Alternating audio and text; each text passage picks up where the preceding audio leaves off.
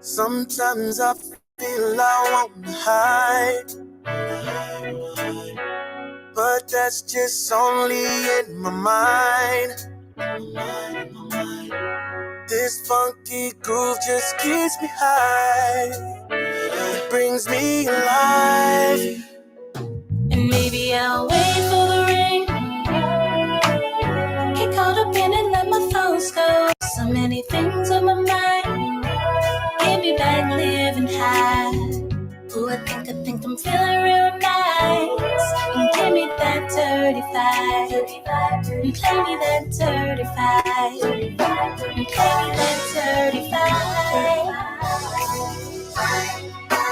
Feel this 35. Can you feel this 35?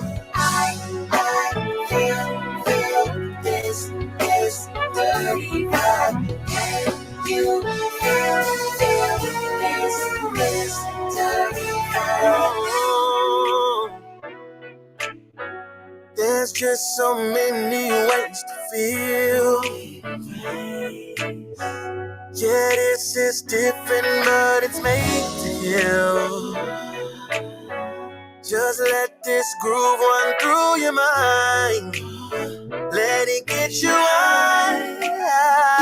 It's more than a moment, giving me life. The feeling of euphoria, colors are flickering bright. And I'm here, got me going. And I don't wanna leave, keeping me here. And play me that 35. Play me that 35. I feel this 35. Can you feel this 35? I feel this 35. Can you feel this 35? It's overwhelming and indescribable. I get stressed from the world, so I'm turning to unreliable. Bass, guitar, and some keys, even the horns takes me places in the fields of gold I can adorn. I feel at most peace I possibly ever been, especially in those moments where it's set for me to never win. Overcome the odds, expression that be my cause, and turning this energy to a round of applause. I sing in with the melodies, flowing vibes incredibly. 2 steps to shoulder bounces and rocking steadily. Illustrate my thoughts with this pen to paint a better me. It's my escape of running this race to where the cheddar be.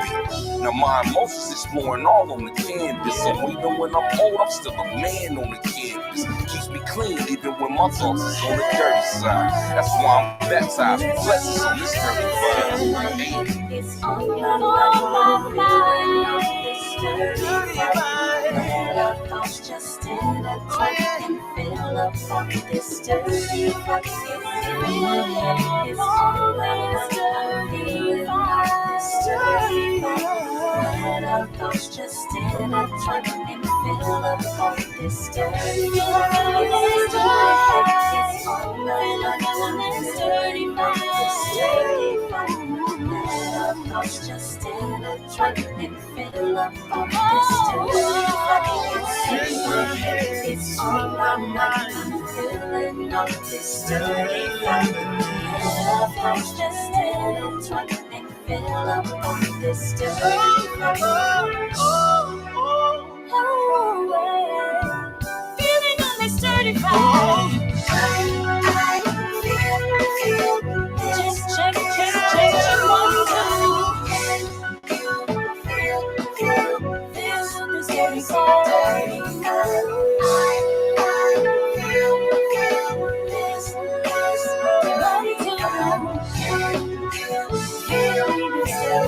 35.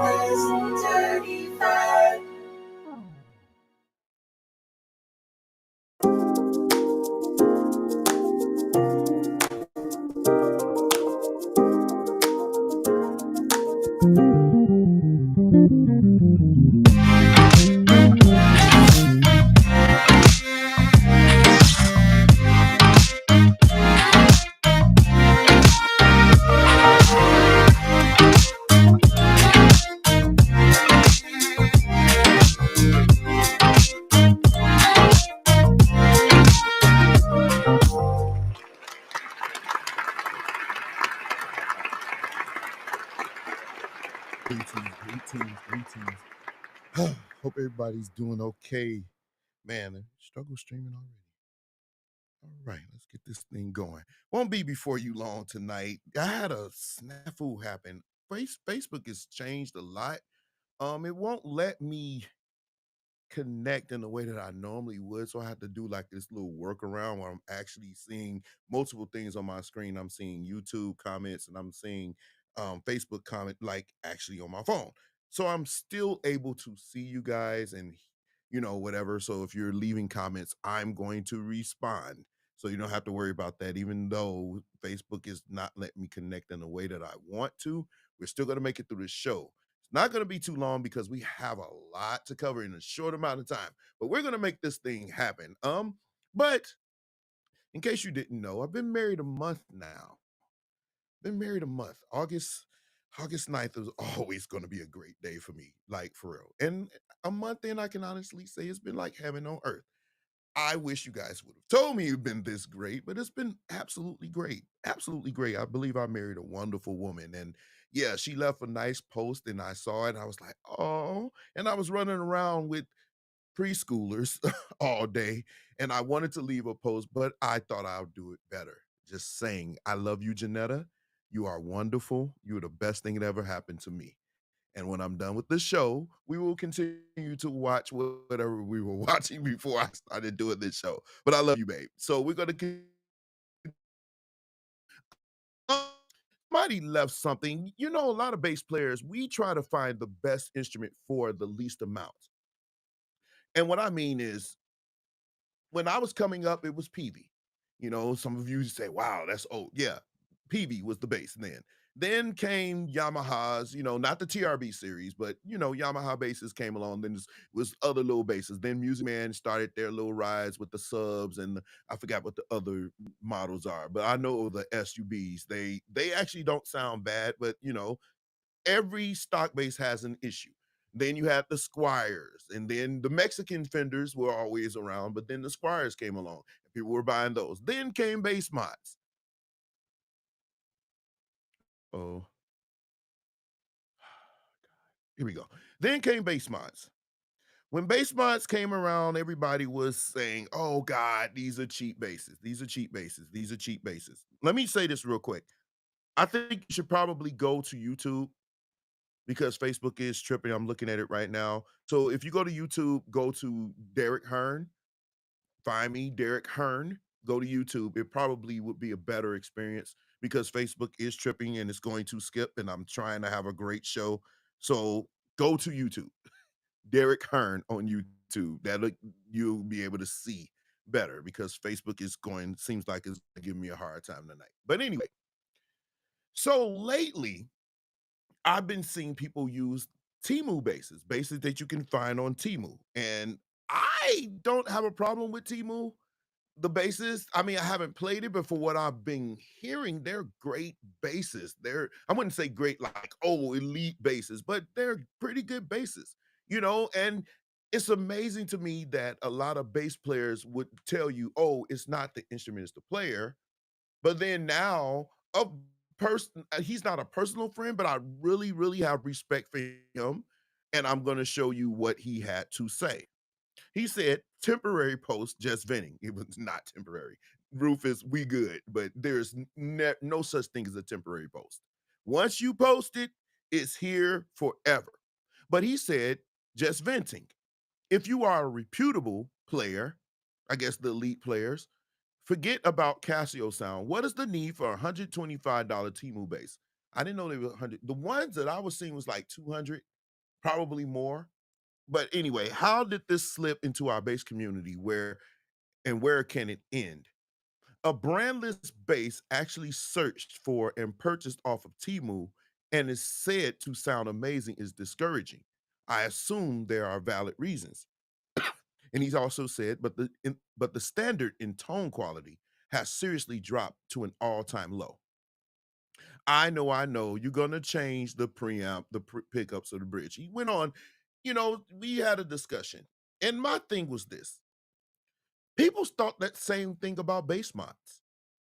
They thought that same thing about bass mods, and most basses that you're seeing, most bass players that I'm seeing a lot of bass mods on these videos. And the thing was said about bass mods. I have 2 bass mods, so I'm not knocking bass mods, but I'm saying the same thing was said about that, and I'm thinking, I thought it was the player that makes the instrument. I thought it was the player, but I could be wrong. I could be wrong, but I always thought it was the player. Now, let me say this. What people don't know is my bass, the bass that you guys love the sound of so much that has been on the last 3 records that you know the most, that is my bass. And to be honest with you, some people would consider that a Temu bass, being as though it doesn't have a name brand. It's not a Fender, it's not a Fodera, it's not whatever performance. It's not a low end. It's actually a bass that I literally pieced together, bought all the hardware and everything for it, and said, okay, let's do this thing. But you guys love the sound of it. And most people who play it, they're like, man, this thing feels great. The action is nice and low. The clarity is there with that bass. Once I got it the way I wanted it, and like I said, you guys love the way it sounded on the Rooftop record. You love the way it sounded on Glad to Be in the Service. You like the way it sounded on the whatever songs we did on the Breakthrough record, and you love the way it sounds on this last one. Well, that is a bass that you probably would never look at twice because it has no name brand. It's just my logo on that bass. So I said all that to say this: if the bass player decides to go to Timu to get a tool, and that tool is actually doing the work, it's actually sounding very good in this person's hands. That's right, Pam, it's the player. I mean, Jeremy, it's the player. Hey, Pam, how you doing? I would say let the tone speak for itself. we we could close our eyes and probably not be able to tell that it's a Timu bass. When I listened to it, I was like, whoa, this sounds impressive. Now, what does it feel like? That's a big thing for bass players, and I understand. What does it feel like? But for me, if the bass sounds good and I like it, it really doesn't matter. And to say a reputable bass player would not play it, I don't know. Because, like I said, most people they see my bass like, what kind of bass is that? It doesn't have a Fender. It doesn't have none of these name brand logos on it. It doesn't even have bass mods on it. It has my logo and my signature on the back.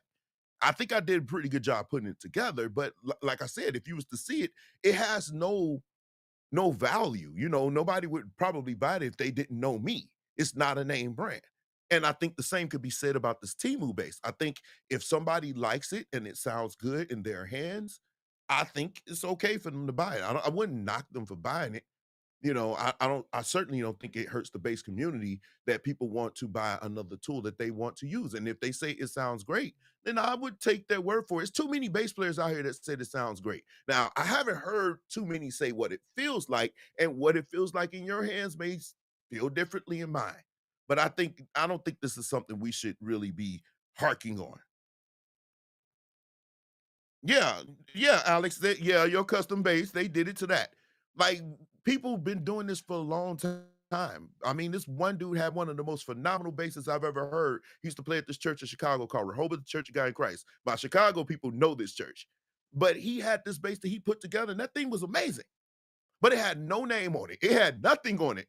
The headstock was empty, but that bass was killing. And it was something he put together. So I don't think we should really be knocking the Timu bass. Give it a second. Because honestly, now I'm gonna say this and I'm gonna move on. I'm gonna say this. We better watch it because what started off to be something small could be a thing if enough players use it. It could be a thing. So I don't think we should knock it. Some feels like it's not a name brand, so it doesn't qualify, bro. I know. I agree with you, John. I'm not one of those people. I'll play any bass. If it sounds good and it feels good in my hands, I don't care if it says, bowl of crap. I'm gonna play that bass. Okay. Which brings me to something else I posted about musicians a while ago. And it says, I said, musicians, does praying before service actually make you play better? And I got a lot of interesting perspectives on it. And I said, whoa. It went way left, and of course, some people took it to the next level. We always gonna get that one person that is they get drowned in a puddle, getting too deep. But the question was clear, and I think we need to be able to understand before we answer. Does praying make you a better player? And Jarrell Reed actually answered it perfectly. And in my honest opinion, it does not. Because what makes you a better player is preparation, practice time, dedication, sacrifice. All these things make you a better skilled player because those things cannot be replaced by you taking a moment and petitioning God. Because to me, that's no different. That's no different than you petitioning God to help you with a test you didn't study for. That's unfair and it's cheating, actually. So you basically asking God to cheat for you. And I don't think that that's right. I think to become a skillful musician, you need to put the time in. You need to practice. You need to listen. You need to train yourself or have somebody train you. You need to go through all these steps, and those steps help you play better. Will praying help? Praying to me helps relieve anxiety if you're nervous because, even if you feel like it worked, that's fine. But we all know praying makes you feel better. It makes you feel better. Whether it works or not, hey, it remains to be seen after you pray. But we know, and some people say it helps to usher in the presence of God. I don't need to do that because I brought it with me. So I don't really need to usher the presence of what's already in me. That's just my opinion. I don't think you need to do all of that. My thing is praying is also, I'm not knocking praying. You should pray. But what I'm saying is you cannot let that be the end all be all if you haven't prepared. First prepare, then pray. It can't go before that because if you haven't prepared, then honestly you do a disservice praying because if you haven't prepared, then whatever you did after that, it's not going to be good, especially if you're playing in church. It's not going to be good because you didn't prepare yourself. And I think a lot of musicians, not all, maybe not even most, but a lot of musicians, they think that that's going to get them through, and it doesn't. It absolutely doesn't. If you didn't prepare, it's going to show. I don't care how much praying you do. You're going to feel good, but it's not going to sound good. And I'm thinking we supposed to play skillfully. If that's our jobs, then we should probably prepare to do that. Because if we haven't prepared, then you actually look bad praying. Oh God, please touch me as I jack this song up. Help people not listen to the notes. I'm going to flail. No, it doesn't work like that. So indeed, you can only cheat on the test. Oh Lord. When you pray, thank God for the practice this tab you didn't utilize. See, Kevin Hayden's here. That's true. Like, it's almost like a double negative. Like you said, oh, I want to pray. I'm going to pray that I don't jack up. Maybe that's a prayer. God, I'm going to admit I did not pray. I did not prepare. I didn't learn these songs. So please just let me fish through these songs so good that people won't let me. Not only skillful musicians could probably get away with that. Probably, and that's in italics and underline. We skillful musicians probably can get away with that. But everybody else, nah. Let me see what you're saying on Facebook. Praying for what you didn't work for. Absolutely. I know praying. Oh Lord, praying didn't help me clean them toilets better. Lord, you starting already, Big T. You starting already. But yeah, that's something that always sticks with me. I'm an advocate for praying. I just don't think that you should be using that to replace what you didn't do. And I'm seeing way too many, unfortunately, way too many musicians not willing to do the preparation. And you say the OGs, you don't help you. We don't help you, but our job is to tell you you need to practice. You need to practice. You need to spend time with your instrument. You need to be able to sacrifice some time. And most of you have a lot of time because you're not doing much but playing. You're in tank tops and t-shirts in the basement sweating with other men and you're playing. So, but you're not learning songs. You got chops. And I'm moving on. But one of the things you could tick me off, one of the things that I hate, and I used to do it too, so I can speak on it. when you didn't learn a song or you jacked up something, then you follow up with the most amazing run. When I was younger, I'd be like, woo! Now I'm like, but you just missed every accent in minute 4:10 before all of that. So you would be from 0 to 4:10, you was jacking up. But at 4:13, you just did this amazing 8-bar run. And it had everybody and all the dudes screaming in their shorts. But I'm sitting there looking at you like, bruh, you doing all that with me? I'm like, nigga, please. It's not moving. It's not moving me. So no, you should always prepare. That's more in a church setting. Don't think praying is going to change it. All right, let's move on. Let's go.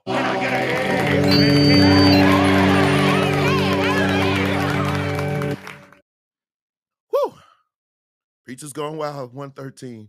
I didn't even get a chance to change much of this stuff. It's struggle streaming. It's a real thing. It's a real thing.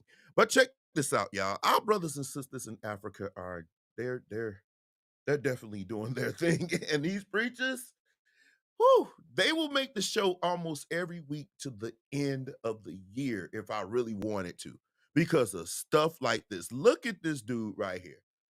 He's literally in the ceiling, like shouting. Have you ever seen anything like that? Just, have you ever seen it? If he ever did that in one of our churches, I would just be like, and I know y'all gonna be mad, but I'm like, fall, fall. Because this is, but here's the thing, over there, they love it. They love the theatrics. However, it's like a ridiculous button. If it's more ridiculous, the more they believe. Like the more crazy, the more they believe. You think I'm lying? Check this out. Is it heaven? I have a woman here. What do you have to say about her?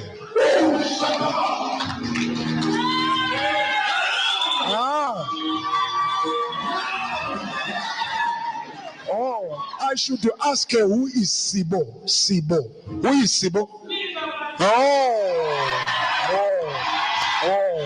Okay. All right. Okay. What else, Papa God?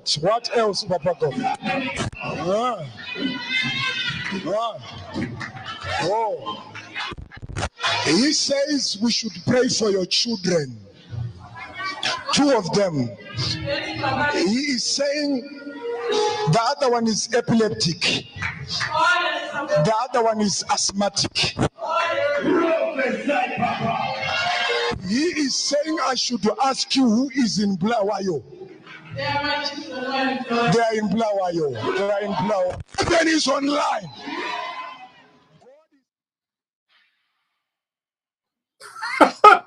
God, you can't make this shit up. This dude literally was acting like God was on the phone. Now that hasn't reached the States yet, but it's coming. Better believe me, it's coming. He act like he was on the phone. Literally. Like he's talking on the phone and God is talking to him at the same time. Have you ever seen it? Just tell me, have you ever seen it? Yes or no? I've never seen anything like that. That is mind-boggling to me. But it's coming to America. Like, oh, say, can you see I'm coming to America? Hello? Hey, God. Who? Is it a Justin Spears here? You're Justin Spears? Hold on. He said, does that mean anything to you? No? Give me $10. I mean, it's coming. The money's coming too, but money coming. But that's going to happen in America because we're not too far from that now. Jesus on the main line, literally. Absolutely. 100%. Pam said, bye, Derek. Bye, Derek. But no, seriously, I believe this is coming because this is what we like. We love the theatrics. Gone are the days where people just absolutely want to just come sing the songs, listen to the word, and not the theatrics with it. And God said, you can never, you know. just somebody talking like I'm talking to you, just actually speaking. We don't want that anymore. We want the antics. And then you end up with stuff like this.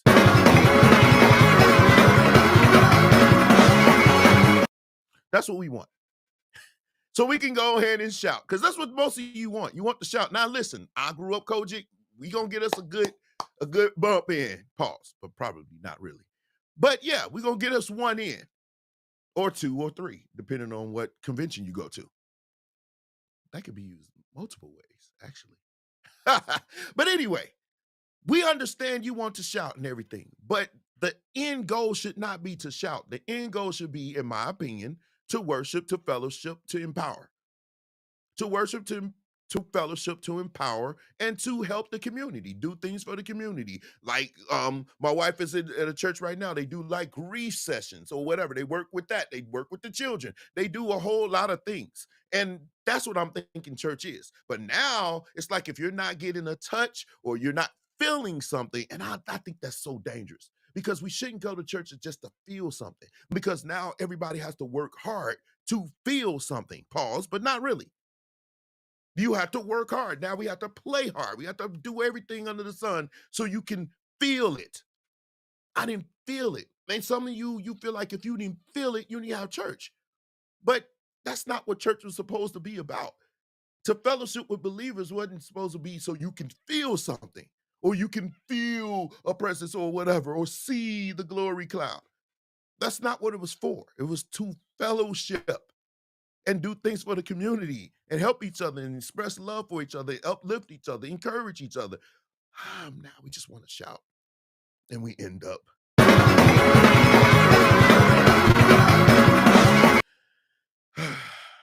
Or we end up with this. So let's do it.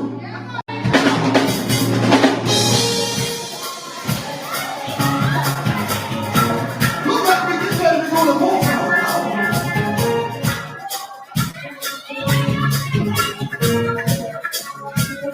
Look at my son moving. He look like a stick when he moving.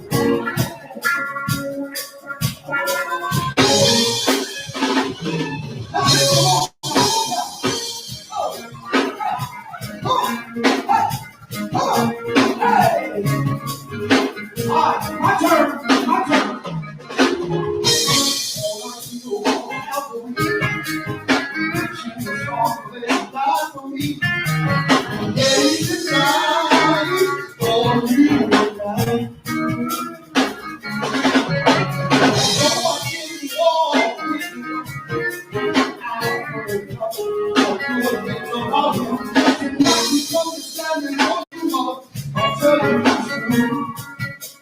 I'm trying to tell you, he rolls the stone, and if you let it go, I can be the song.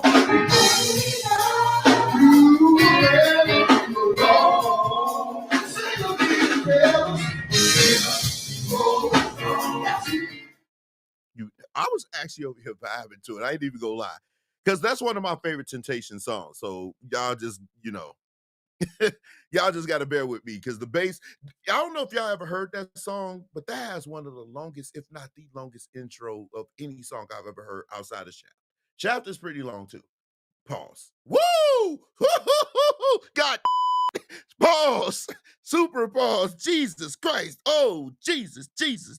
Oh. Pause.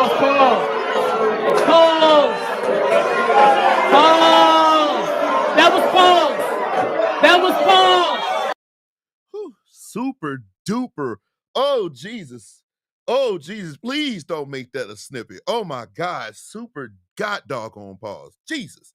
But anyway, those intros were super. They had a long time with them. Whew, Jesus Christ. But I've never thought I would see the day where people would literally take it this far in church. You said ultra pause. I don't think I'm gonna ever live that one down. I don't think I'm gonna live that one down. Oh, really? Hey, yo. He said, hey, yo, full stop. Hey, yo. Hey, you know what I'm saying? Yeah, Jesus Christ. Hey, I think somebody, Kevin please don't snip that. Don't even do it, bro. Don't even do it. Because I got this feeling somebody gonna say, hey, yo, it's gonna make it somewhere on House of Paws or somewhere else. It's gonna be somewhere. But anyway, yeah, this was crazy. Out of all the songs I would want to see in church, Papa Was a Rolling Stone wouldn't be one. You know what I mean? Because like everybody knows what that is. That's like one of the most recognizable songs in Black community. That's like for real. If I can literally pick up my bass in the middle of the street, well, probably not where I live, but in Gary and go doo doo doo doo doo doo. Everybody be like, hey, I know that. But you did it in church and you had the dance moves to go with it. You cannot make this up. But the stuff that's being done in church as far as dancing, that's one thing. But many of you have sent me this video, and it's by far one of the most ridiculous things I've ever seen. And it almost made me want to even wait on Wooden because, wow, this is why I say it's important for us as believers to actually have time to read and study the scriptures for ourselves and not have to be on the tit of somebody who needs to preach to you all the time. You're not sucklings, you're adults. You are supposed to be able to read. Now I can understand if you've never been in church in your whole life and now you want to see and you want to fellowship or go to a church with other believers. I understand you are a babe.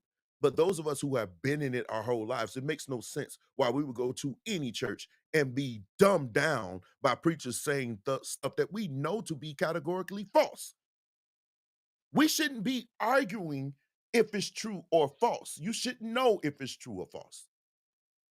And let me say this, you should never get so caught up in your own doctrine or whatever that you cannot have a conversation with somebody who thinks something differently than you. You can have a conversation with somebody without just totally dismissing them. Now, some things you should dismiss. But if you want to have a conversation, the wrong way to do is to start calling them names because you've proven yourself to be a horrible debater or somebody I wouldn't want to have a dialogue with because everything you're saying is disingenuous at that point. Because you cannot give an argument that can refute anything I'm saying. So now your first thing is to say, oh, you're a heretic or you're this, that. And I said all that to say this. Both videos, they made the show. And it was probably one of the most insanely idiotic things I've ever heard. The argument. And I'm going to let you hear it if you haven't heard it. Whew. I'm going to give you a second to sit down. Because wow, the fact that this was actually said in church is amazing. So if you wanted to wait for it, it is. How is that a pause, Darren? Wait a minute. What am I saying that's a pause right now? Wow.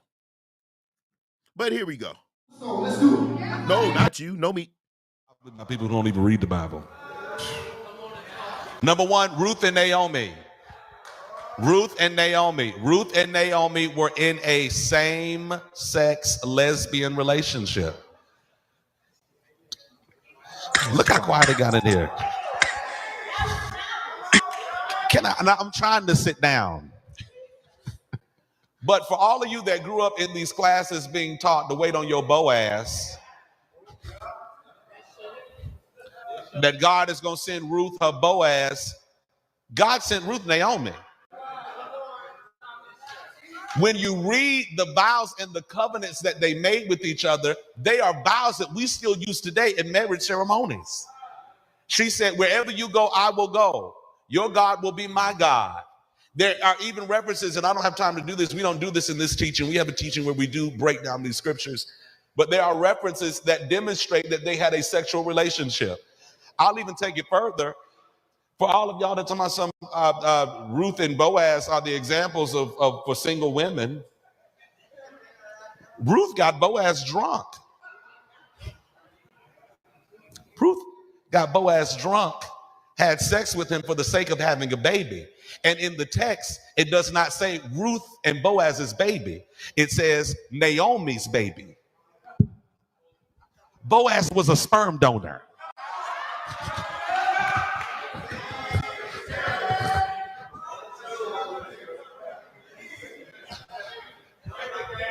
That's called surrogacy.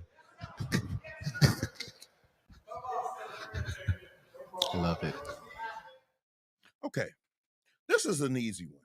I'm gonna be honest. This is an easy one because first of all, you have to understand that there was no hanky-panky going on between Ruth and Naomi. They had a relationship, and it was more like a mother-daughter relationship. It was like that. It was no lesbianism going on between Ruth and Naomi. I mean, it's really, really, to be honest with you, that's the easiest one. You can read, I'm not going to do your Sunday school for you. So if you're looking for me to expound, it's not going to happen. I want you to do it. Because if I tell you it's no different than what I just said 5 minutes ago, you're going to be on my tit for me to teach you everything. And it's about time for us to learn to read this stuff and grasp it for ourselves, and then come to me and we can have a discussion about what you just read and studied. But I'm not going to feed you or force feed you or spoon feed you or breastfeed you. It's not for me to do. That's time out for that. It's way too much information out here for us, for you to really, really need anybody, man, female, man, woman, dog, whatever, to teach you. So, but the easy answer is there was nothing going on between them. This was something, it's a programming to make you feel like, hey, it's okay. And those of us who are conservative in this regard, we will never think it's okay because this is what we were raised to believe. This is what we believe. And it is okay for us to believe that it's not okay, that it's an abomination unto God. Now, we can debate all day long, but what I'm saying is you have to be willing to accept what I'm saying in regards to that. But I would listen to you if you got a common argument. That's me. And I think we should all be that way because that makes you sharper. Because you can have an understanding about what somebody else is saying, but you can still speak to them on what you've studied. But honestly, there's not a lot of studying going on. It's a lot of talking, but not a lot of studying. Because if it was, you would look at this and say, ha, ha, ha, bruh, no way. I don't understand how you could have got that from. Now, the Boaz thing, we can talk about that. We can have a discussion about what happened when she got up with Boaz. But that whole thing saying Boaz was a sperm donor and all that kind of stuff, nah, man, we don't need to go that far. And I would want to know if anybody can send me the full video about why is this dog in here? Chadwick, Lord Jesus, this dog then came. No, Chadwick, go, place. My mountain curtain came in here. My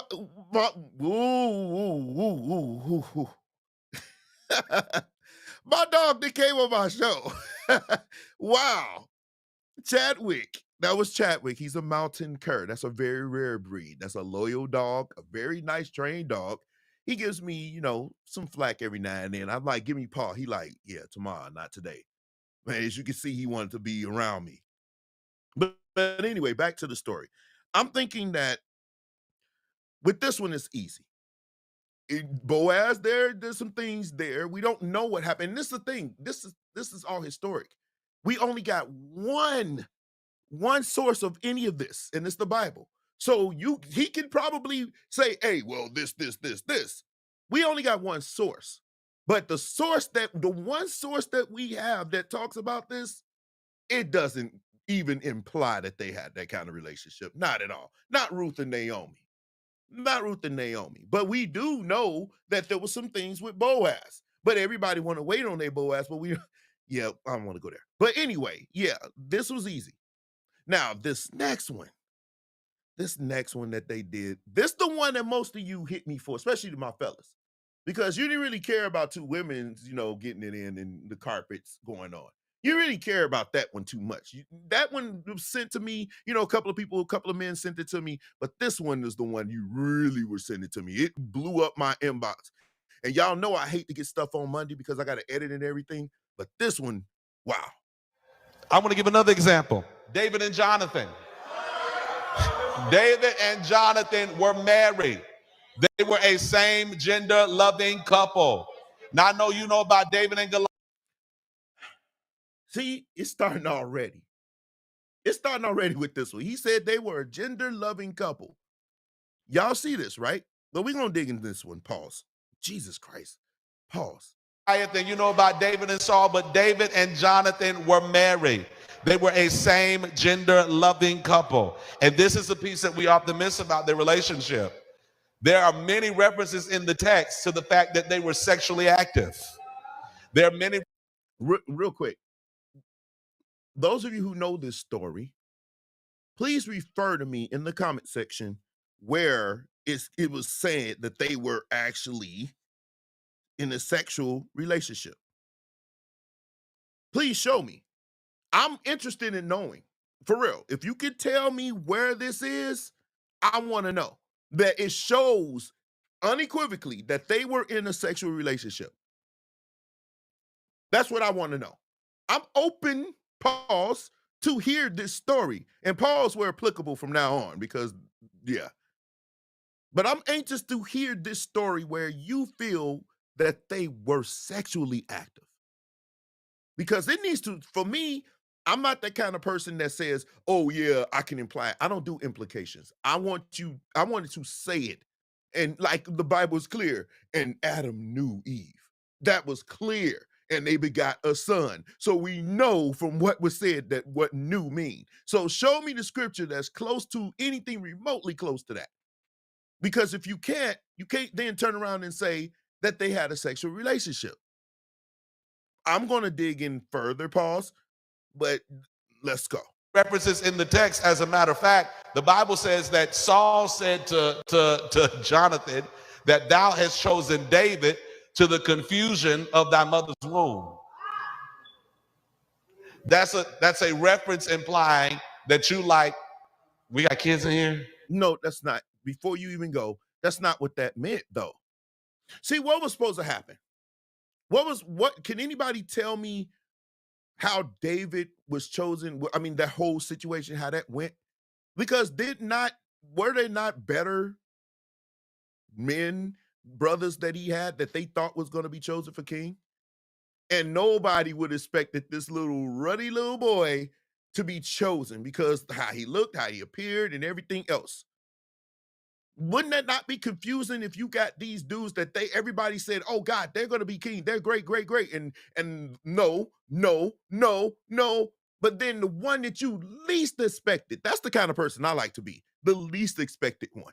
The one that you never saw coming, pause. The one that you never would think would amount to anything. The little engine that I love the underdogs.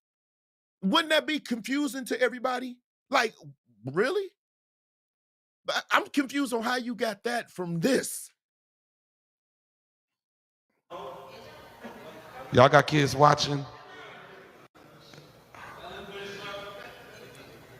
That means you like penis more than you like vagina. No, sir. You like penis more than you like vagina. And you trying to put this off on probably one of our most elite Bible characters for those of us who only went to Sunday school. Those of us who only went to Sunday school, David is probably he's probably one of my favorite Bible characters, but I know a lot more characters now, thank God. But yeah, but now you're trying to say that this man had an illicit relationship with Jonathan. Because, you like mouth and well, nah. Woo, Jesus, let's go.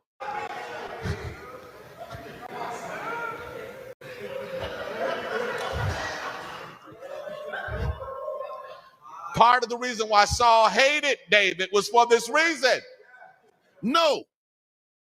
Can anybody, my Bible scholars, why did Saul hate David? Why did Saul hate David? Can anybody? It's real easy. I pretty much gave you the reason, but somebody, Why did Saul hate David so much? Why? I'll let you. I'm looking at my phone for Facebook, and I'm looking on my computer for YouTube and the other. I think is was it X? I think they call it now. But no, Muty, press play.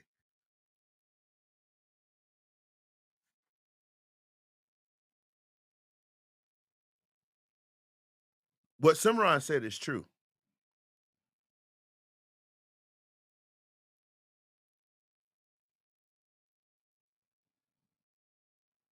This is crazy. What Bible is he reading from? I think he's reading from the same Bible we're reading from, Darren. I just think he's twisting it to fit an agenda or his own theology, which is very difficult. I mean, it's very not difficult, it's very easy for him, but it's very cunning. It's very cunning. And he's got people in saying amen. He does. He does. Let's continue.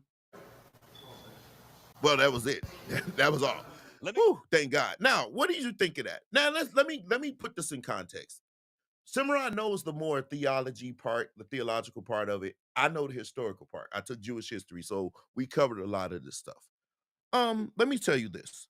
Back in those days, you got to remember, women weren't looked at as companions. They weren't looked at as my wife. Like, I love my wife. My wife is everything to me, whatever.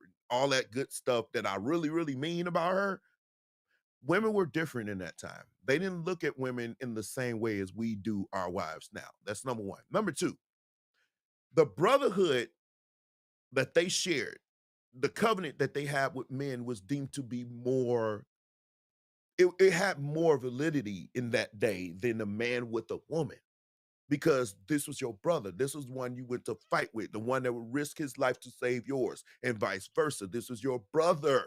Like some of us got really, really close friends like that, like Cimarron, like that, close friends that you love this man like a brother, like you would give your very life, your last dollar, everything for this man. And back then, that meant everything, because back then your word was bond, and you put your life in your brother's hands. They had, oh, I'm knocking this mic off. They had this very special relationship. No, it wasn't sexual, but the Bible did say in one instance it said that love surpassed that of a man of a woman.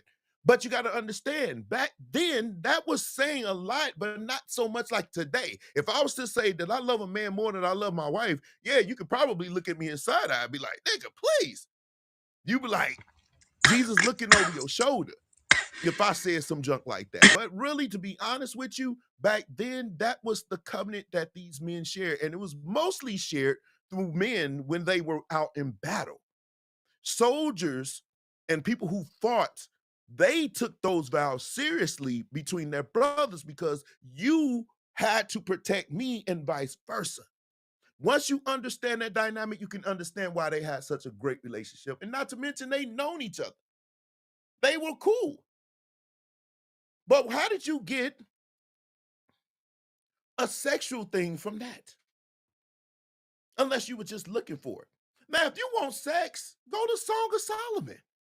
If you want to talk about sex and you feeling fruity, go to Song of Solomon. It'll bless your soul.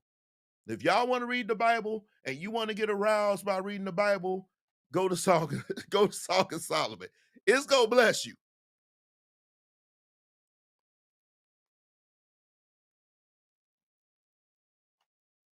It's gonna bless you.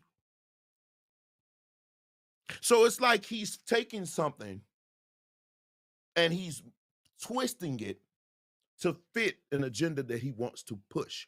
And that agenda is simple. We want you to feel like being gay is wonderful. For those of you that don't think it's wonderful, it's in the Bible. So it goes back. If it's in the Bible and David was gay and Ruth and Naomi had a lesbian relationship, then it's okay. Let's build these rainbows. Take a look. It's in the book, the reading rainbow. No. You have to be able to look at this stuff for yourself. Now, like I said, I actually wanted to learn more about the Jewish culture and everything. So I took Jewish history. So a lot of these stories and everything about David and a lot of things that they did during those times, I have a great understanding. But theologically, then you have bishops and other preachers that can help you along. But make no mistake about it, you are supposed to read this stuff for yourself. They can help guide you. But I'm pretty sure Cimarron and my other friends that are watching that are preachers and elders and bishops, they would pretty much back me up when I say that they don't want to have to breastfeed you all the time, because I always say church is the only school that you never graduate from, that you never graduate from, because you keep yourself in the same baby infant state. Please teach me Daniel in the lion's den. And then when people like me, I check out, then you wonder why I'm checking out, because I graduated kindergarten a long time ago. I graduated kindergarten a long time ago. And this is why it's important for you to have a great understanding of scripture. And Cimarron is giving me books. See, that's what I'm saying. He's the kind of preacher that will give you things to read so you can study and become more equipped.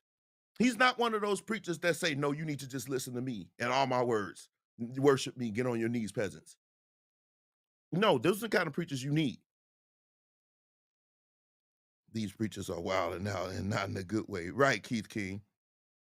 Study objectively versus subjectively. It would mess you up. I think there's some room for I think there's some room to be subjective, because there are some things in the Bible that are not clear, and it leaves open for certain interpretation.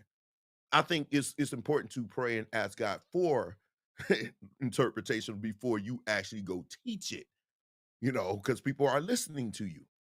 But I think it's a little open for that. Like some things, it's open, and it's great to be able to discuss it. Like the problem comes in not from being subjective. The problem comes in when you make what you know to be subjective to be gospel. When you push it to be, unequivocal. When you push it to be right here, this is what it should be. This is what it is, and everything everybody else is teaching is wrong. That's when it becomes a problem. That's when you make this thing that's subjective. That's when you make it dangerous. It's okay. I look at people and they speak it. When you say subjective, I'm looking at eisegesis, which means you take a scripture, you just say, okay, this is what I think it means. Can it be dangerous? Absolutely. But if you're just saying this is what I think and this is what I believe, and then somebody else comes with a different interpretation, it's not for you to shoot them down and say, oh, well, you're wrong and I'm right. That's why we got over 40,000 denominations. No, you could just say, well, this is what I got. And he said, this is what I got. And then we come together and we look and see what it is. But see, that requires work, because you just can't take one version of the Bible and say, see, it says it right here. No, you need to dig deeper. You need to go to get some commentaries, some dictionaries, some study materials, so y'all can come together and see if what I'm believing is an actual factual. And so you will be caught in the web of deceit that this guy is setting for you if you don't know how to do that. And that's why this thing made the rounds and everything. The only reason why I'm covering it is because you sent it to me a million times. But I was able to debunk this in 15 seconds because I knew it was all false. I knew it was all conjecture. I knew it was all what he was trying to push is his agenda. Is it the gay agenda? I don't know about the gay agenda. I'm not gay. So it's not, I don't know about the agenda. It's not affecting me at all. It's not. Y'all may be worried about the gay agenda. I mean, some of you may be worried more than others because you're worried that your video is going to make to the airwaves. Bro, address was who's that on the other side? Why are we not addressing that? Why is he trying to push an agenda? I don't know what the agenda is. I just said, Robert, I don't know what the agenda is. Is there an agenda? There's always an agenda. Somebody always has an agenda, but what I'm saying is we are making the quote unquote gay agenda to be something greater than it really is, in my opinion. It's just my opinion, because I don't pay any mind to it. It doesn't bother me. They are allowed to have their thoughts and feelings. They're allowed to feel whatever they feel. And you say, well, they forcing it on you. Really? When the last time you wore a dress? I mean, really, how they force it on you? Only thing I'm saying is what becomes confusing to me is if I'm in the store and clearly I'm looking at a woman and I'm like, excuse me, ma'am, I'm trying to get right here. And then she turns around and says, I am a him. That's when it gets crazy. for me. And I'm not trying to be funny, but that's when it gets crazy to me because clearly you are a woman, but you want to be known to be a man. So I get that. Then that's where me and Bishop Wooten, that's what we agree on in certain things. Like when I go to a store and I'm shopping for men's clothes, I don't care that you buying men's clothes. Now, I'm not going that far. That's your business. But if I see a woman standing here, I don't want to get chopped up and be put on the news because I looked at a woman and said, "Excuse me, ma'am, can I get right here?" And she turns around and says, "Oh, yeah, I'm not a man. I'm a man. I'm a man." And I'm looking, I'm like, "But you got breasts bigger than the Goodyear blimp." So I'm sorry, excuse me, Triple H, but I didn't know that you were a man here. I didn't know that you were a man. And so I get what Bishop Wooten was doing, what he said. But it's just, I'm getting to him now. Who you vote for, I still don't understand. If you like Donald Trump's policies, that's one thing. I get it. We can talk policy all day. I get it. You like his policies, whatever. But let's be fair. Let's be fair. I've been following Bishop Wooten for like maybe a year, or maybe a little bit over a year. And I've been following him because I'm trying to figure him out. And I'm wondering, was he ever going to make the show? I think he may have made it for something that happened a long time ago, but it's always the same thing with him. It's always the same thing. He's always going at somebody that's gay. I mean, you will literally find video after video after video after video of him going at somebody gay. We know homosexuality is prevalent, especially in the black church, but you ain't turning down their tithes either. I've yet to see a preacher say, "You gay, I can't take your tithe." I have yet to see it. That's not to say it doesn't happen, but I have yet to see it. And this dude makes it his business to go at gay men every chance he gets. Now, let me set the record straight because I know it's been confusion before. This guy right here, I'm not a Democrat. I'm not a Republican. I consider myself independent because, like you probably learned, I'm conservative on some things, but I'm also progressive on some things. I wouldn't say liberal. I think that's a little bit too far-fetched, but I would say progressive, which means I don't want to go back to the way it was. I'm interested to see how far we can go as a community or society together going towards the future. As a techie, I'm looking at the future all the time. I'm looking at technology and how it's progressing. So I'm thinking that same way my political views are progressive, but I'm still conservative in some things. I don't agree that two men could be together and create children. I don't agree with the homosexual lifestyle. I just don't. I don't agree with it. But I'm never going to excoriate them and say, "You're going to go to hell." That's not for me to decide. That's not for me to do. God is the only person that can put people in heaven and hell. And so Derek cannot do that, regardless of whatever I feel. And I will never make a video just going at homosexual men. I will never do that. And in fact, you've seen me go at people going at homosexual men and lesbian women because y'all make it a point to be disrespectful to these people. Now, let me say this. This is America. This has never been, is not, and will never be a theocracy. And thank God it's not, because that's going to open up another can of worms. Because who religion are we going to follow? Because last I checked, this country has a lot of religions. It had Judaism, Muslims, Christians, and when you talk about Christians, which one are we talking about? Which sect? There's so many. It should never be a theocracy. So regardless of how you feel about homosexuals, this is America. They have the right to be gay. They have the right to be lesbians. So if you don't like it, you don't have to go where they are. And you certainly, listen, you certainly don't have to spend time and time and time again preaching about them, which is what he's done.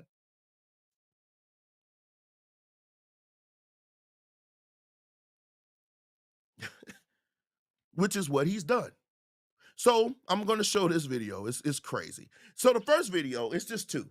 I'm not going to be long. The first video, my issue with Bishop Wooten goes twofold. You can excoriate the Democrats all day. If that's what you want to do, you want to castigate them, you want to go with them, that's fine. But I'm one of those dudes that say, if you're going to talk, I'm not one of the people that believe politics needs to be out the pulpit. That's not true because the black church, historically, they talk politics. Historically. That's how we gathered. Back when we were a community, we actually came together as a community and decided which way we were going to go, which best fitted us. So that best fitted where we needed to be as a community. That's what we always done historically. The church wasn't just to ababa. No, it was where we met, it was where we fellowship, but it's more where we planned. A lot of the civil rights movements happened in church. That's political as you can get. So I'm not against politics meeting the pulpit. What I am against is if you're being unfair, because there's plenty blame to go around. You want to go with the Democrats? Fine, I can go with the Democrats all day. There's some of the stuff that they do. But you still got to go with some of the stuff that Republicans been doing. You got to, because there's a lot there. It's a lot there that you can go. The gerrymandering, the voter suppression, the going at women's rights. I don't care if you don't like abortion. I don't care that you don't like abortion, but most of you didn't care about abortion when you was knocking up the chicks. When the chick was going down with a baby that you didn't want and she went down in the clinic, you were celebrating, saying God blocked it. Da-da-da-da. He didn't let it be so. Oh, you were singing Kurt Carr all day. But now all of a sudden that you're a Republican, now you want to say I'm against abortion. Make it make sense for me. Because the person that's running on abortion right now, he paid for abortions his whole life. The same dude. And my thing is let me go here. Let me show this video. We'll come back. That is not good at all. I will say this too, and then I'm going to preach. It blessed me in a day where preachers have made a mint. They made a fortune.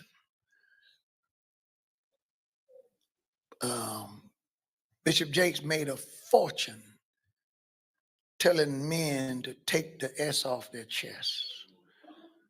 Made a fortune telling us, you've been hurt. Let me say this real quick. I always thought that he has very, very misogynistic points, and that's not a word that you really hear me say. Y'all know I'm male advocate, but I do know misogyny when I see it. And some of the stuff that he says is definitely misogynistic, but I do agree society has made it where being a man and saying things about men, you are attacked. I agree. See, I agree with some of the stuff that he says, but it's just a lot that I don't. Let's continue. You've been hurt, making crybabies out of men. There's nothing now to turn the television on. You see these shows, black men sitting there crying and whining. We can cry. Now, we never bought that here. When it was popular, I didn't go along with that because not that men don't cry, but because we do. But men aren't women. Amen. And men they ain't supposed to handle things like a woman.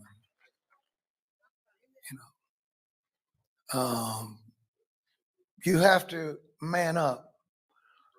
And whether it was President Trump, former President Trump, or had it been President Biden, any man that can get shot and get back on his feet and show defiance and say, fight as a man, that moved me. Praise the Lord. That's moving. That's powerful. Especially in this day now where men are now painting their fingernails. See brothers in GQ, basketball players with dresses on. See, we got purses, call them man bags, and all these other things. And in many ways, we refer to these things as masculine. We're watching the feminization of men. And then when you see a man handle a thing like a man, you're almost offended by it. You don't know how to interpret it. So let us pray that God would touch us and vote any way you choose to. I pray that you look at the issues, pray, and let the Lord use you. But saints, we don't celebrate that kind of a thing. Everybody's loved by somebody. Everybody's special to someone. Now, I'm gonna stop it there. Here's the thing. Again, some of the stuff he said I agree with.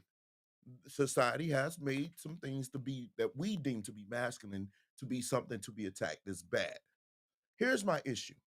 He said anybody, see, he has a reverence for Donald Trump. He really does. I've seen quite a few of his videos. He has a reverence for him. For whatever reason, I don't know. Whatever reason that is, he has a reverence. He really, really enjoys him. Here's my issue. Number one, you've been duped, sir. That man wasn't shot. That's number one. That man was not shot. It was shrapnel from the glass shard that hit him.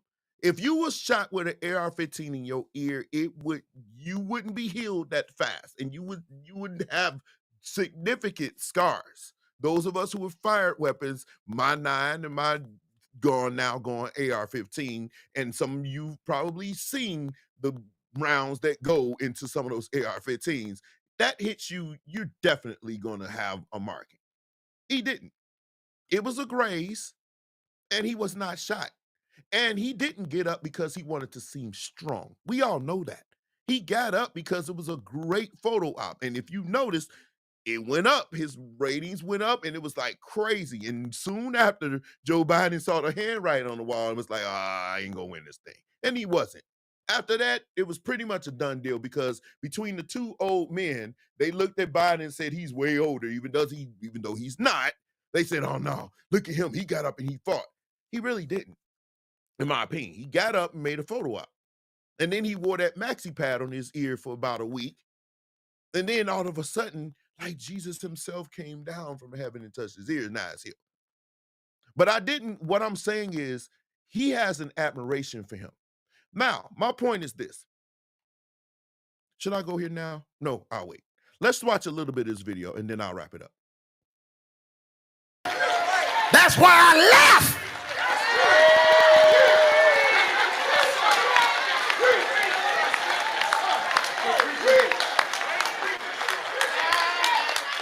And I ain't ever going back as long as they believe like that. Party has proven, especially you saved, sanctified, Holy Ghost filled Christians. That party, I ain't calling any names since it's an election, have proven not to respect you at all. So ain't nobody disrespecting Christians in a particular party like the party is, because that's not true. Now, here we go. Be aware of you constantly using that middle finger. Oh, Lord. I don't really use that middle finger. Ooh, wait, pause. Bro, pause. But listen, he said nobody disrespects Christians like that party. The Democrats, do they disrespect Christians? I don't think they care. I think they come to the conclusion that this is not a theocracy. And I think that's where you're finding to be disrespectful. They're not looking at America to be theocracy. So when you say they're being disrespectful to Christians, I'm kind of having a hard time seeing how you could say that because they haven't attacked Christians. I don't see them going and say Christianity will be gone. They're not banning books. They're not. I have yet to see a Democrat say, oh, you banning books. No. And last I checked, Ronald Reagan was in office when they when they said you couldn't pray in school. Last I checked, he was in office when that all happened. It wasn't a Democrat, so we can stop that here. So at what point did Democrats ever disrespect Christianity? Because they believe that gay and lesbian people deserve rights in this country. They're disrespecting Christian because they allow them to express themselves in their own way in a country that says you have the right to do it. There's no law that says you can't dress like a man or a woman if you want to. So that's being disrespectful. I'm having a hard time trying to figure out in what way did the Democrats disrespect you. So let me say this. You don't think it's disrespectful to Christians to say, well, we're going to put voter suppression where Black people live? We're going to make sure that you can't vote? That we're going to make it difficult for you to vote? Or we're going to make these districts so white that even the Black people that vote is still going to be outnumbered by white people? That's called gerrymandering. Are we going to do that? Are we going to say, I'm looking really quick, somebody real quick, find one video where this man has excoriated some of the stuff that has come from the right, the racist remark, the sexist remarks, all that stuff that has happened from the right, all these right-wing people saying stuff about black people, a lot of them. Find the video where he went at them in the same ways he's doing the Democrats. I'm not even a Democrat, but I want you to be fair. Be fair. That's my issue with him. And it's one way or another, his stuff gonna find its way to some homosexual people. The party knows what your Christian doctrine is. The party knows what your pro-life statement is. The party knows what the Bible says. And the party knows that you're a part of the party, and yet they continue to go further and further to the left. They don't care if you have a church service at the convention. They don't care if you pray. They don't care if you speak in tongues and hook them aside and talk about the Lord, as long as you let them kill as many babies as they want, as long as... Okay, this is the problem that I'm having. Here's the thing. Abortion is still legal. In certain states it's illegal, and they're all red states. But see, have you noticed that they don't really care that you killing babies? They really don't. They care that you're not producing babies that look like them. They don't care about you killing babies. They've never cared about abortion, because you would think that with all the death and killing that happens in our communities, that they refuse to do anything about it. But now all of a sudden they care about abortions. They care about you not killing babies. But then they want to increase the taxes. It's like you can't have it both ways. If you're against abortion, then you should be against violence in communities. Yeah, it's on us to fix it. I get it. But they don't give you any lifeline. I never heard them say, let's implement some programs to bring jobs to these areas, because we all know there's a correlation between violence and poverty. And our communities are usually the most impoverished. Then you don't see them throwing a lifeline there. And they don't care that it's if all these Planned Parenthood places, when they were just in black neighborhoods, nobody cared. Abortion was never an issue.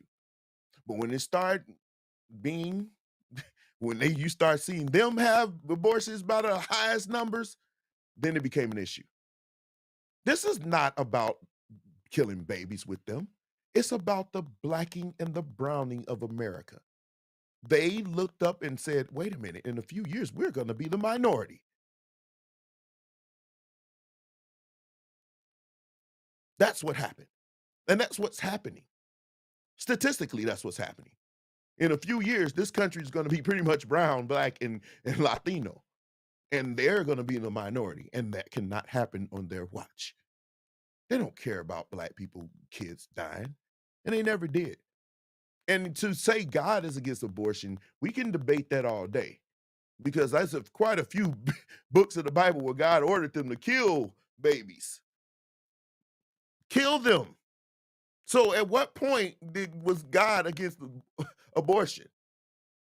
I'm not saying he's against abortion. I'm saying there are scriptures where he told them, kill any woman that has ever known a man. And what way could you know a woman known a man if she's pregnant? You think they let her live?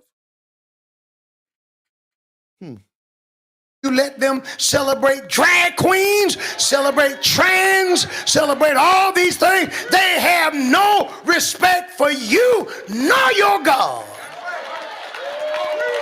And you're in that party. You love that party. You're loyal to that party, but that party disrespects you.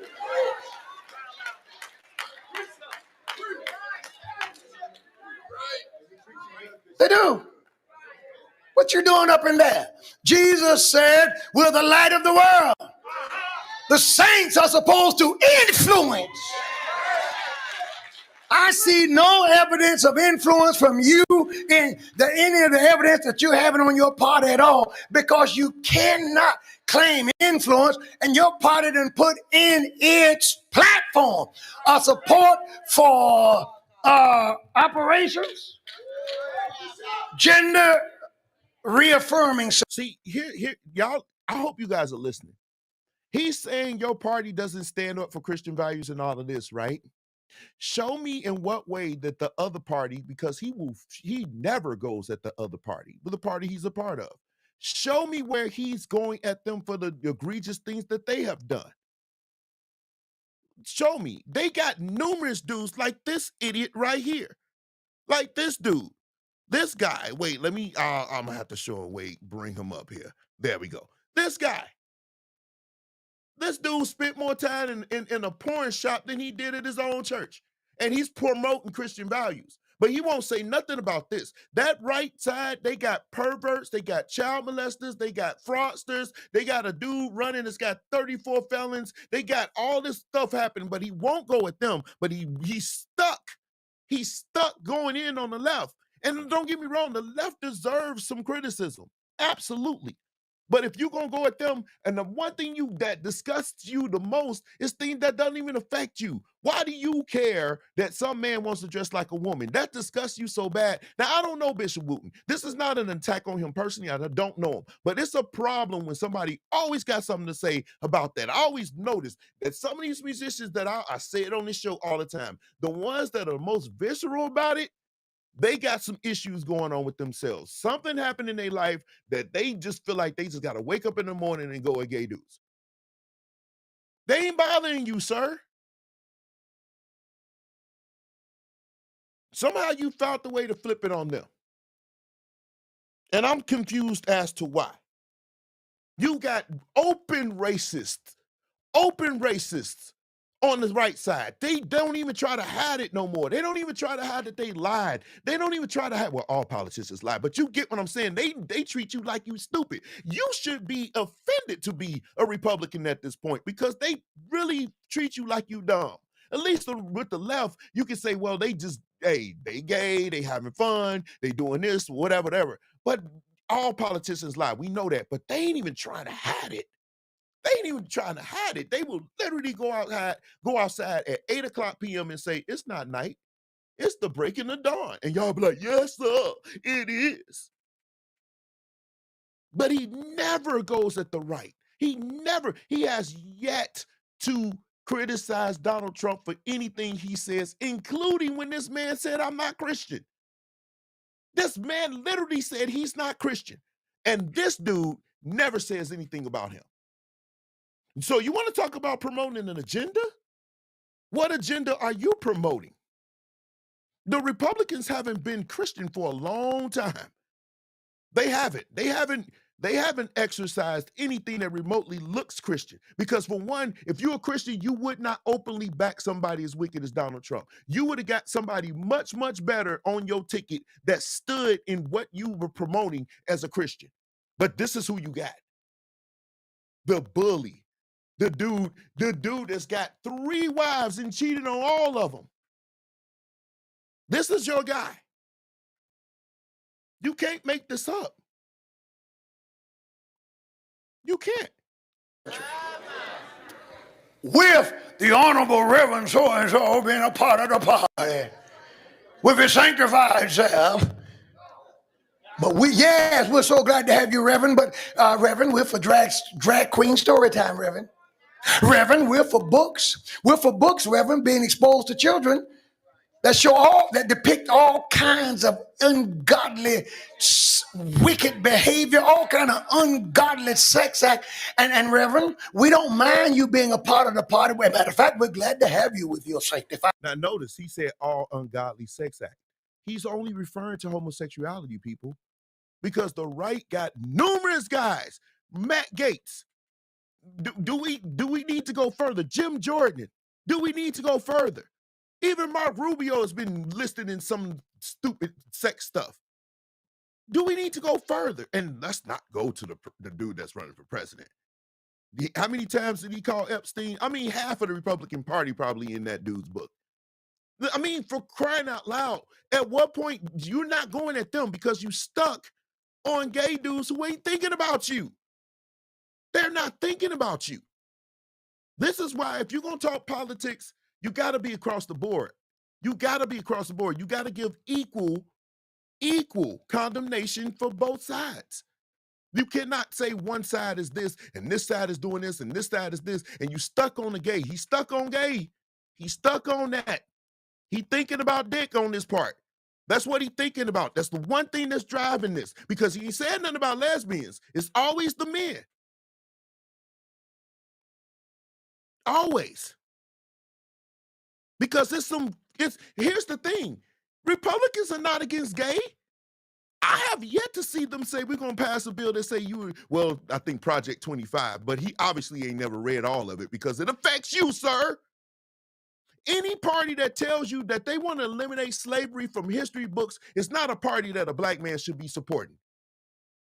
It's not a party that you should be supporting. They want to erase the most egregious thing that this country ever did to a human being. They want to erase it.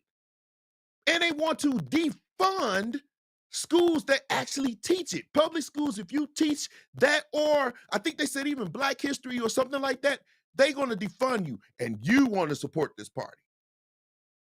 It makes no sense to me. Now, if you want to say I love some of their policies, if you're a business owner or you're in the 1%, I get it, because that works for you.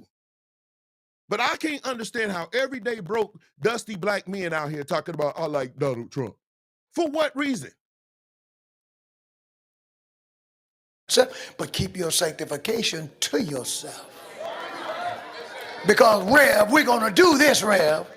And Rev has found out how to be sanctified, and shut up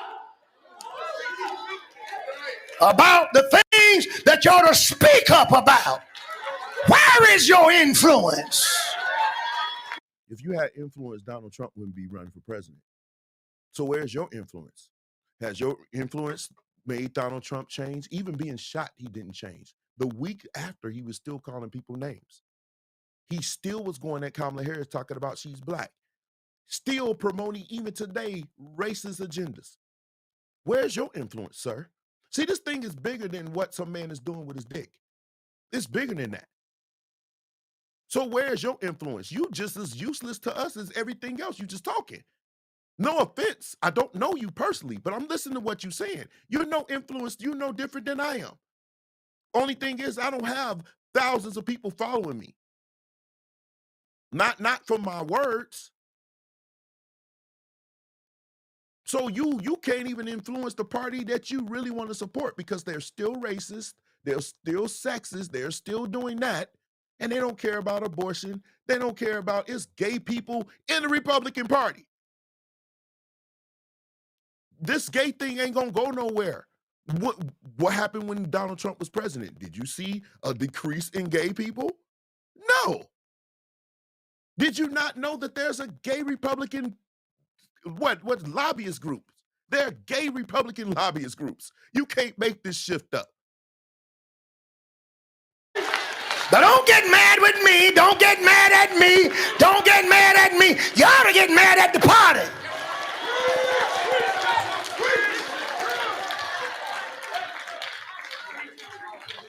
I respect you. They don't.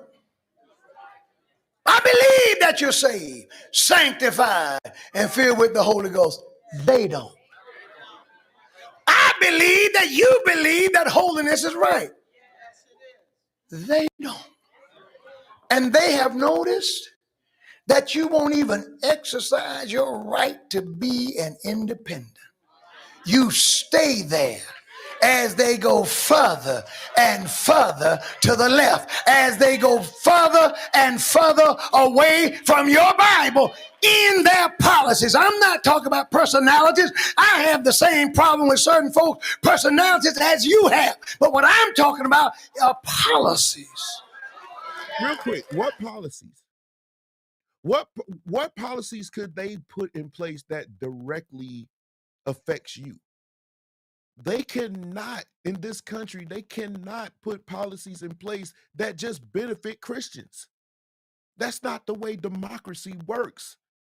That's the way authoritarians work and theocracies may work, but that's not the way a democracy works. In a democracy, everybody has equal voice. And you cannot impose your theocracy on them. nor they can't impose anything on you, and they haven't.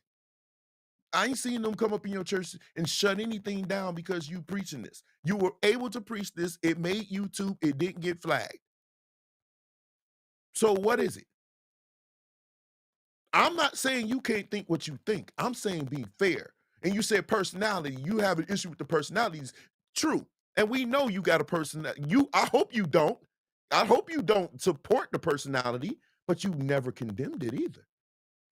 You never, I've looked, I can't find one videotape where this man, and with Donald Trump, he said, what policies? It don't matter about the policy at some point. As a Christian, I don't care about your policies if everything you're doing is a detriment to people who look like me or people that I care about. Because at any moment, what they did to those 2 black women in Atlanta is egregious. When he put their names out there and lied and said that they cheated and had all his little minions showing up to their house, threatening them, trying to kill them, and somebody ended up getting sued, and he didn't even go help his boy.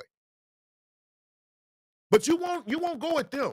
You won't go at the stuff that they say. You won't go at the lies that they putting out there that Obama was an American citizen. You won't go at the lies, the blatant lies. You won't say nothing about that. You won't go as hard about that as you going right now, about them being gay, because that's the only thing you care about.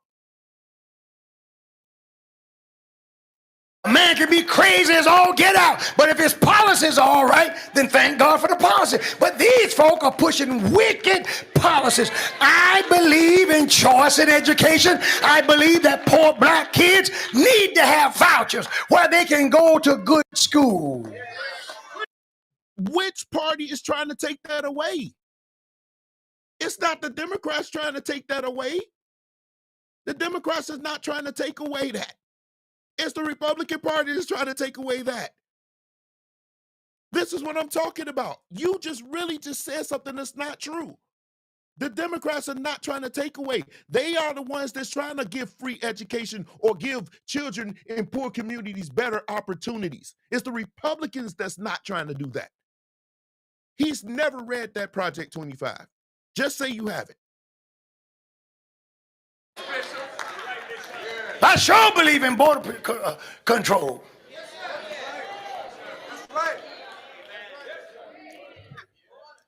I don't believe that a man can turn himself into a woman.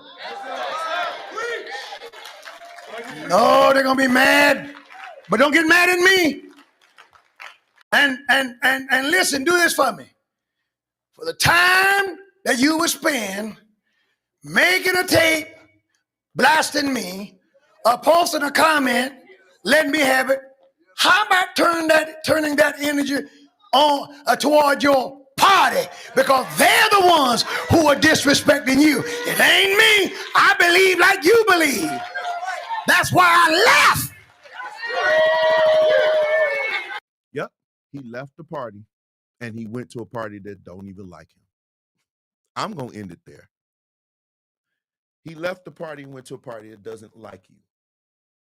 If he was to go to one of these rallies with anything remotely close to saying black, if he was to just wear Black Lives Matter t-shirt, even though I think that Kevin Hay used to always get on me about that, like all the time about Black Lives Matter. He actually educated me on that, and I'm not part of that anymore. I still agree with what the purpose was, but the politics behind that was janky. But I dare you to wear a Black Lives Matter t-shirt, sir, to a Trump rally and see what happens to you, these same people that you think are so Christian. And here's the crazy thing about promoting Christian values.